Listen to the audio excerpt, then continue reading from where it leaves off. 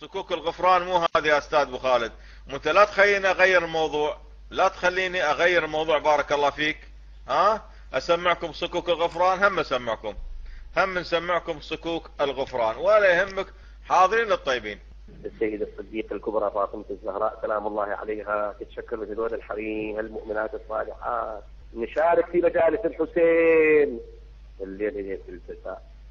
الليلة فاطمة الزهراء توزع عليكم الأوراق إن شاء الله، أوراق البراءة من النار. الليلة حبكم الله، جزاكم الله خير. الليلة فاطمة الزهراء توزع عليكم أوراق العتق من النار. سمعتوا؟ صكوك الغفران. لو مو صكوك الغفران ايش خلوا للنصارى؟ ما خلوا شيء.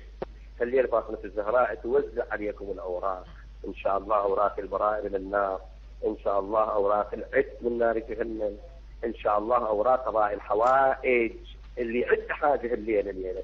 الأوراق عندي شباب، الأوراق عندي، أوراق العتق من النار والبراءة من النار وقضاء الحوائج. اللي يبي فورمة عشان يسجل يدفع 100 ريال بارك الله فيكم، بالكويت 10 دنانير. الأوراق الفورمات كلها موجودة عندي، لحق ما تلحق، لحق ما تلحق، تبي العتق من النار، تبي قضاء حوائج، كل الفورمات كلها عندي أبد موجودة، تعبيها وتحط شو اسمه طابع دمغة على قولة اخواننا المصريين ب 100 ريال. حاضرين للطيبين.